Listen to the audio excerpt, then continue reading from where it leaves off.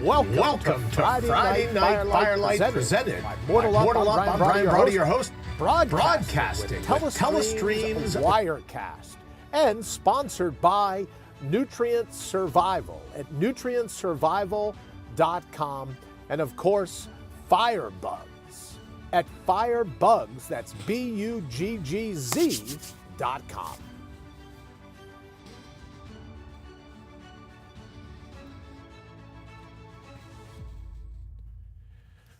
Good evening and welcome to all new Friday Night Firelights. Now, you might be saying to me, Brian, that doesn't look like you're in front of a fire pit.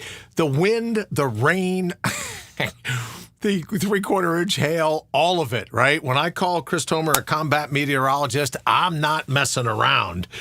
So here's the thing. Today was such a huge day, so many different things going on. I wanted to make certain that we were able to do this, even if we had to do it from the indoor studio. So my apologies in advance. We'll be back hopefully next Friday night. If I have to build a teepee to just kind of couch us from the wind and the rain and everything, then I'm building a teepee, damn it. I'll tell you that right now. All right, let me quickly say thank you to our sponsors, of course, Nutrient Survival. When they say feed your freedom, they're not messing around. I have to tell you, some of their food is so portable. All of their food is so portable that if you're given an evacuation order, you're able to throw it in your pack and get out the door. Skedaddle is the term my grandfather used to use. You're able to skedaddle and get out the door, get away from the threat. That's one of the many reasons I love Nutrient Survival. And you talk about the taste, you talk about the ease of preparation and all that. You talk about the actual nutrients, right? That's designed, special ops grade, they say. Well, you and I, notwithstanding our military service or the lack thereof, we could still be a special operator. At least we get to eat like one with Nutrient Survival. So I'm very thankful to have them as a sponsor. And also, I have to say something about Firebugs.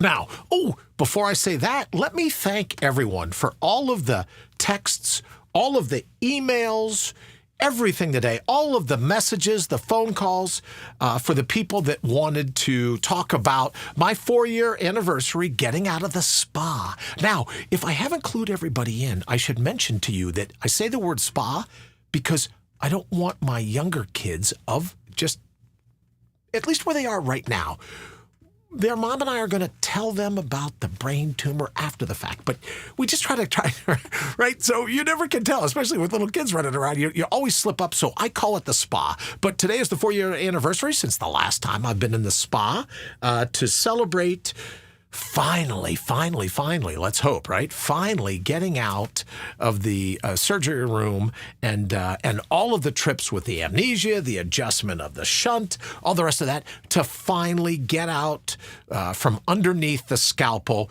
Today was truly a huge day, and we're going to get to that. We have so much to get to tonight. We'll probably go over a little bit over the 20 minutes. We have so much to get to tonight, but I want to get to that. And I say that to thank everybody that reached out to me today. Truly just heartwarming. Thank you all so very much. The show would be 2.5 hours long if I thanked everyone individually, but please know that I super appreciate it, even if I don't give you a shout out here. But now, speaking of shout outs, I have to tell you, Firebugs was with me before they found the brain tumor.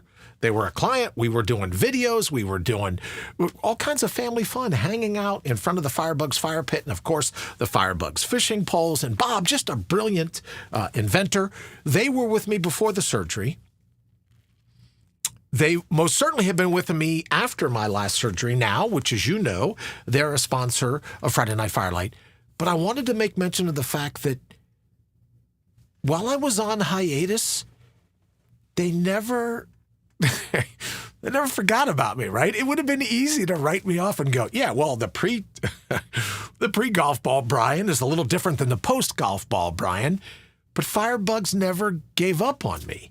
And the moment that I decided that I was going to do the next thing, now, of course, Sean from Alien Gear Holsters, I have to thank, same boat, but Bob from Firebugs, they never abandoned me. They never gave up on me, and I will never, ever forget it. So next week, hopefully, when we're back outside, my kids say to me all the time, hey, when do we get to be on camera? When do we get to do Friday Night Firelight to show them all the cool things? And it will be next week. I absolutely, weather was standing, right? I think I promised last week. But if if there isn't hurricane force winds and 3/4 of an inch hail, I was going to do the show with a football helmet and an umbrella on. And then I was like, there's so much I want to talk about. I don't want the weather to get in the way of it this evening. So thank you so very much to Firebugs and to Bob. I'll never forget it. All right, so let's get to this, because I got a couple different things that I want to talk about. Yes, the Anaphestasia. Yes, my mind's inability to make mental pictures and everything else. But what I may not have been clear about, given some of the different interpretation in the social media posts and the calls and everything else, is I don't view it as a detriment. Now you're welcome to say, well, Bri, it's in you to be Pollyanna. It's in you to be optimistic. Nah, not terribly. It's in you to always find, what is it? They call it the silver lining in the cloud, silver lining in the cloud. It's in you to always find the best. And I don't know if that's true in this case. What I will say is that could be brain damage, right? For those of you that have known me all this year, all these years, I wasn't terribly different than I've ever been, right? But all the surgeries, all the spinal fluid leaking, all the transglobal amnesia, which I think, to be honest with you, the brainiacs at the neurosurgeon team, they call it transglobal amnesia because they have no clue, zero clue as to what's really going on. So, okay, all of that aside, I don't view it as a detriment. Yes, the Anaphestasia grows in pronouncement every day, let's say, right? And if you have followed me, you go, well, Jesus, fast as he talks, he's clearly visual. And from time to time, he can be melodic, right? His voice. He can have some tenor, some tempo to it. He goes, wow, man, he's auditory for sure.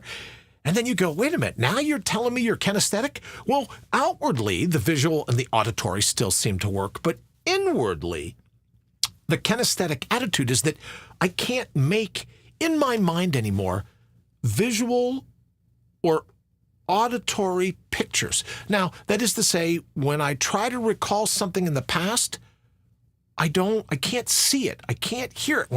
When I try to imagine something in the future, I can't see it. I can't hear it, but I can feel it. It's not like a mind's eye. It's like a gut's eye. There's like a visceral sense of me. I mentioned today in one of the posts, like Ariadne's thread, right? Theseus drawing him right after he caps the Minotaur in a myth, the rope that Ariadne gives him to get back out of the labyrinth. I feel more pulled. I feel more visceral. I feel more kinesthetic. But I have to tell you, and as I said in the post this morning, is this something that the lack of spinal fluid, all the torment that I went through, is this something that was presented because of the neuroplasticity? The mind goes, look, we got to rewire the fact that half his cerebellum is gone. And right, the mind's like going, oh, man, all hands on deck, all hands on deck. What are we going to do? Or is it something pre-existing within the human mind that we're intended to feel what our next steps should be? And they call it instinct. They call it gut. They call it intuition. And I think it gets a bad name because all the intellectual brainiacs out there running around want you to believe, oh, you got to make these pictures in your mind, and you got to set goals, and you got to achieve them, and you got to do all these other things. I'm simply here to suggest that I'm not ready to report just yet whether it was a pre-existing. This is the way the mind is supposed to work. It's supposed to have a gut feel. It's supposed to viscerally understand up, downs, left, rights, pivots, swerves, cul-de-sacs, never a dead end in the labyrinth, right? As long as you're moving, never a dead end. Is that the way the human mind is intended to work? Good friend of mine, Rex, asked me the other day. He says, "Well, if you were a superhero and you had powers, what would it be?" Instantly popped in my mind. Of course, right? Probably you did too. Oh, I did say Superman? No. Did I say Batman? No. Did I say Spider-Man? No. I like the idea of swinging back and forth, but no. The first thing that popped in my mind was Aquaman, because Aquaman swam through the water. And what's happened to me since all of this time is a very kinesthetic sense of thy will be done. The Tao follows its own path. Inshallah, if you're of the Islamic faith, it's more a tug. It's more being pulled. It's a gravitational pull towards that particular moment in all of time. What it is, very Lana Ikea, right? That part of the universe where everyone's being drawn. We talked about last week, W.H. Auden, when he says, leap before you look. The ability of my mind to make clear, any kind of visual and auditory pictures are gone.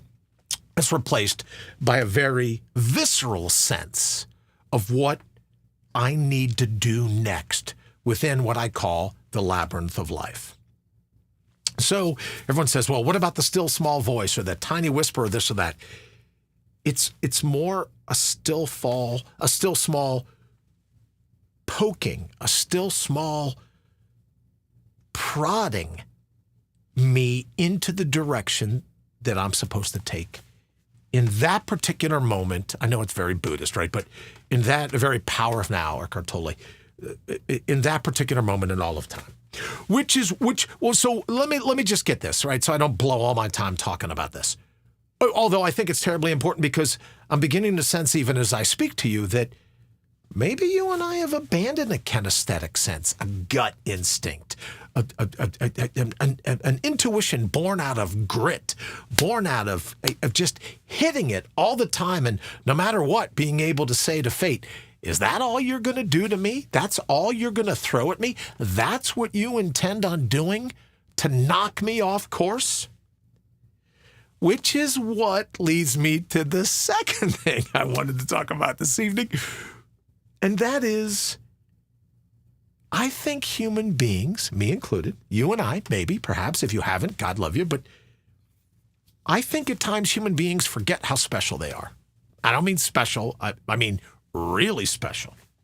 And with the advent of everything going on in astronomy, the advent of everything going on in quantum science, the advent of everything going on, right, our telescopes and our computers and this and that. Here's why I don't worry, if I might say, I digress for just a moment, a little caveat about artificial intelligence. Elon Musk wants to be talking about how dire it's going to be. Everyone's going to be talking about how dire it's going to be. But as it stands right now, computers will never be able to fly by the seat of their pants. They will never be able to think on their feet like you and I can right now today. Right. So they learn all these words. They learn what humans say. They learn about the pictures in humans' minds. But I don't think artificial intelligence, as it's currently constructed, and will be maybe constructed for the next 40, 50, 60, 100 years, it will never be able to have a gut feeling not unlike what I have now because of the Anaphestasia, right? The mind blindness, the inability to make those pictures is a positive, not a negative. And I think that artificial intelligence, right? I joked not too long ago, this isn't just like us humans that create artificial intelligence. We've never even nailed natural intelligence. Now all the bubble wrap brains, the top balsa wood spines think, oh, I've got something we can do here. Careful, with these new glasses, I probably look like one if I had a little bit of that white medical tape right here and a plastic pocket protector. Probably look like one of them. But in any event, let's go ahead and create artificial intelligence because we're idiots. We haven't figured out how to use our own intelligence. No natural intelligence. Let's create artificial intelligence. I go, great. Let them run with the ball, right? Let them run in traffic with scissors. I don't think artificial intelligence will ever beat you looking into the mirror long enough for the mirror to stare back at you and cultivate a gut sense as to what you've got to do in this moment in all of time. So I think there's something terribly special about you, which makes, and this is the point that I wanted to get to, which makes everything going on in the political world today just mashugana, right? Throw a little bit of Yiddish at you. Just crazy, if you ask me. All the woke attitudes that people have. And I was in a conversation not too long ago with a 20-something brainiac who said, oh, no, you're wrong, Bri. And I go, I'm wrong all the time. Have you ever met me? Right? But he goes, oh, no. It's not innocent until proven guilty. It's guilty until proven innocent. And I was like, where did you come up with that? How did you think of that? Well, you must be guilty. Why would someone be making it up? And I'm thinking, why would someone be making it up? What happened to this mind, right? What happened to a head that decides, oh, I know what I do. I'll go through life being a hat rack. Idiot. In any event, you're innocent until proven guilty. And with all this ability to command, all this ability to be able to rise to the challenge, no matter what that challenge may be. Well, as I said before, every human being is special. All that specialness that's encoded into who you ultimately are. Why would you let anyone suggest that you're guilty until proven innocent? Why would you let anyone suggest that simply by birth, simply because your great-great-great-great-grandfather decided to play slap and tickle with your great-great-great-great-grandmother, and by the way, I should mention, every other parent in your family tree along the way had to decide to play slap and tickle, or you wouldn't be here. So you're telling me that you can be a born racist? You can be a born ableist. You can be a born blah, blah, whatever it is they label us for, right? And it's almost gotten to the point where you go, no, I'm not racist. I'm just a realist. And here's the realism of it all. You were gifted, you and I both, a human mind. The very personification, whether you call it Holy Spirit, H-O-L-Y, or Holy, W-H-O-L-L-Y, that spirit, you are a part of that spirit. And the most cutting edge quantum science now says that all energy is just little fractional pieces of broken glass that decide in the moment to conform. Collapse of the wave function, right? Collapse of the state vector. Decide in the moment to form, and that form is you. So you've got the entire universe coming together to form you, and you're going to let some jamoke, some idiot, call you all kinds of names in the book because of these sycophants to a childhood trauma that they suffered that you are neither culpable of nor responsible for. You want to talk about reparations? That's a whole new show. Get a gig. Why would you ever let someone paint you into a corner that you don't belong in? Or is it really the position of some of these crazy people that you can be ableist, racist, any of the other things they come up with, simply by birth, simply by the color of your skin, which shows me they know nothing about plate tectonics. They know nothing about the ancestry of their tree. You find it fascinating that these people that want to start a race war are all like, well, 100 or 200 or 300 years ago. How about 1,000? How about 2,000? How about 3,000 years ago? How about have your family tree go back a little bit, you dope? That's what I want to talk about. I want to talk about when the continent was all one and we were all human beings struggling to do everything that we could to get to this particular moment in all of time, yet somebody gets to write a book saying we're fragile. Somebody gets to write a book saying we're racist. Somebody else gets to write a book saying, well, the fact that you protest that you're not racist shows that you're insane, right? Let's just admit that. But here's the question for you and me. How is it? How is it that we have allowed these crazy people to talk about one flew over the cuckoo's nest? How, right? Nurse Cratchit, I believe, right? How do we let these people drive the bus? Do you want to know my theory? This will get me in trouble. So another perfect time to say the views expressed by Brian. He's brain dead. He's had a tumor. The views expressed by Brian are not necessarily the views. I love them, but they're not necessarily the views of my sponsors. Let me just say this. I think you and I get to a certain point, most certainly the people of the woke ideology, I think they have a sense of shame. A sense of guilt. You want a knowledge set? Let's do this. I think they have a sense of shame, a sense of guilt. And that sense of shame and guilt is that they're not using their natural resources. They're not using their God-given gifts to amount to anything in life. So the quickest thing to do is to project that anger onto someone else. Oh, they're this. Oh, they're that. Oh, everyone's looking for an enemy instead of having the courage to square your shoulders with your own mirror and face the enemy that looks back at you, right? Everybody and their brother's got an enemy except for the one that really counts, the one that can make a difference in your life. Everyone says, oh, you want to make a difference in the world. I couldn't give a shit about making a difference in the world. I love the idea of making a difference in an individual human mind because you want to talk about collection? You want to talk about a movement that if you could help people, if we could help each other, fix the vision that we have of ourselves and all of our natural resources, our authentic vigor, right? All of it, our buried logic. If we could fix our own minds, let the world take care of itself. Let the universe take care of itself. But these people are trying to convince you that you should be guilty, that you should be shameful right along with them.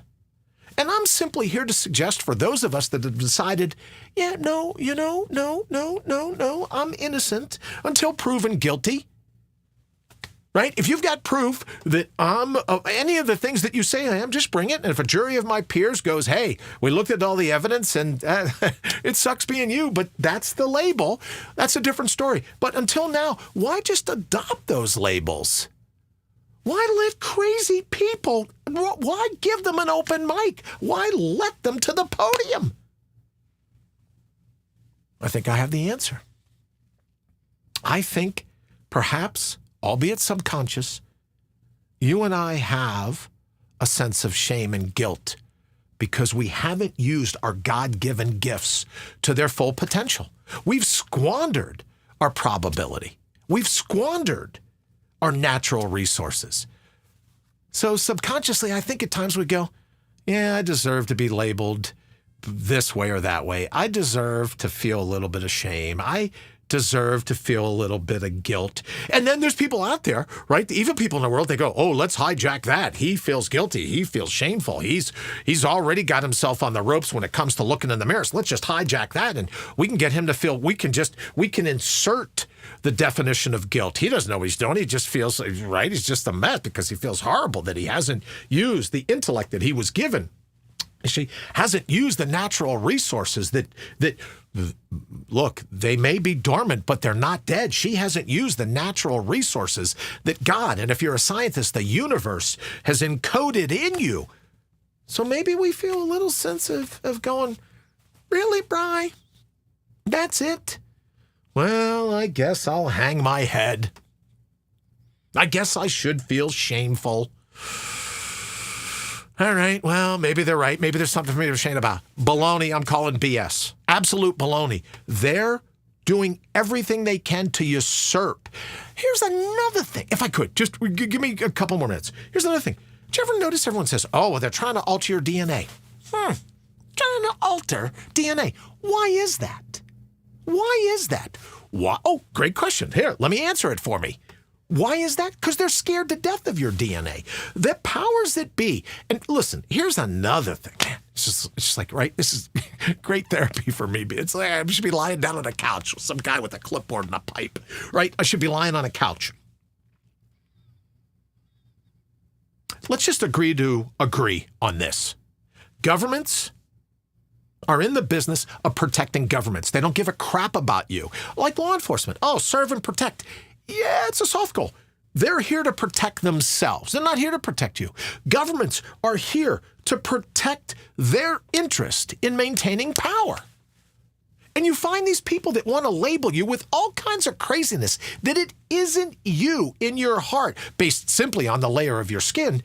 They want to label you with all these things. They're not out to protect you. They're not out to have a better society. They're out for power. And if they tell you they're not out for power, they're lying to you. Absolutely lying to you. It's all about power. If that's true, and it's all about power, my question would be, why surrender yours? Why let them hijack the cockpit, but your head? Why let anyone convince you that you're guilty of something that you had no control over? I had no control over being born with blue eyes. I had no control over being born with a hair lip. I had no control over apparently getting my grandfather's DNA when it came to what does my youngest daughter call them? Sticks. I don't shave my head. She calls them sticks. I had no control over that, but yet I'm supposed to feel guilty. I'm supposed to be full of shame. I'm supposed to accept the mantle of fragile just because some idiot says, "Oh, you should." Who was it, Nietzsche, that wrote that the dragon that guards all the riches is covered in scales, and all of those scales are written. All of those scales are written on those scales. Thou shalt. I shalt not.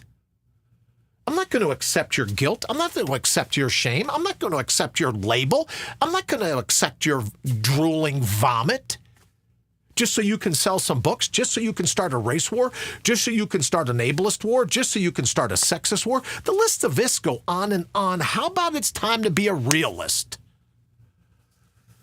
I guess ultimately that's what I wanted to ask. What's wrong with being a realist? Really? Really, really? Are you any of the things they say about you? No. Then ignore them. They're idiots. And I got to tell you, I think our world is in the position that it's in because you and I are good folk. We wouldn't call someone else an idiot. Oh, maybe I would, but you wouldn't, right? But me, I would. We don't call people, we go, that's insane. That's idiotic. That your mind is altered based on your epidermis? Really? That makes sense to you? And you go, well, yeah, that makes sense to me. And then we listen to the opinions of the people that makes sense to? Really? All right. I promised I wouldn't go a whole lot over 20, right? The show's supposed to be 20 minutes long, 20-minute victories. I get it. But let me just, in getting to the close on this, let me thank once again, Nutrient Survival, Feed Your Freedom. They most certainly, it's a staple, right? What's my definition of a staple? I love getting back from a ruck at the end of the day and throwing in some of the hearty cinnamon oatmeal into a shake, vanilla shake and everything else. It's fantastic. I also want to thank, I wouldn't be coming to you if it weren't for Telestream. So thank Telestream's Wirecast and, of course, Firebugs Bob. Thank you so very much. You've been with me before, during, and after the tumor. And guys, all of you, I will never forget it. And in the interim, before we throw it to, hey, what will the flames say to you? Here's what I'd like you to think about.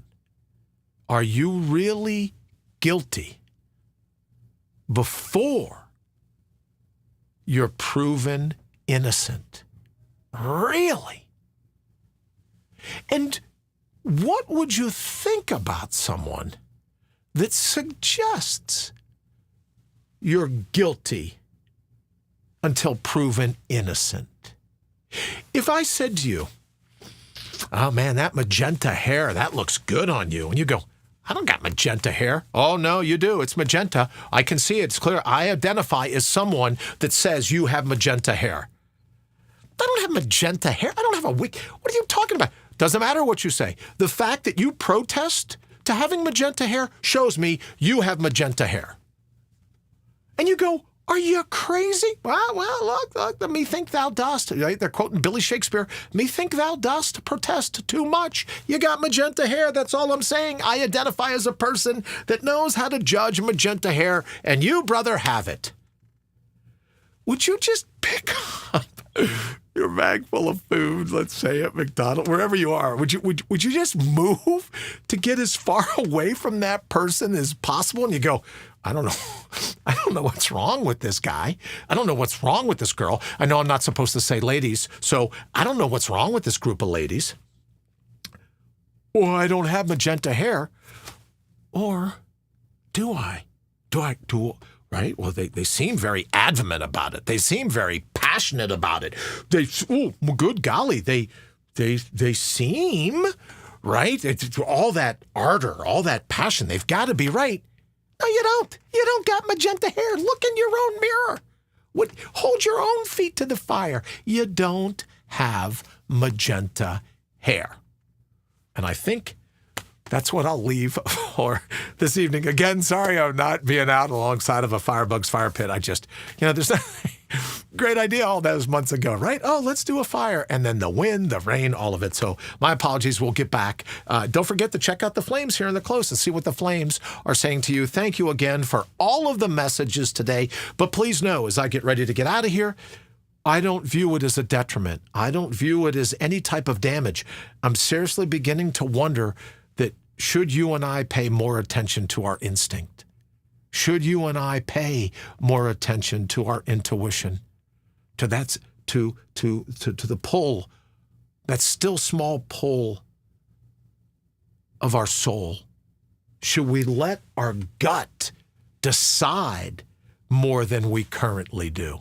And that's the thought I'd like to leave you with. All right, sorry to go a full 30. Thank you so very much. We'll see you hopefully next Friday in front of the fire pit. But until then, never, ever, ever, ever, ever let anybody bully you out of what you know to be true about yourself, about your own reflection in the mirror.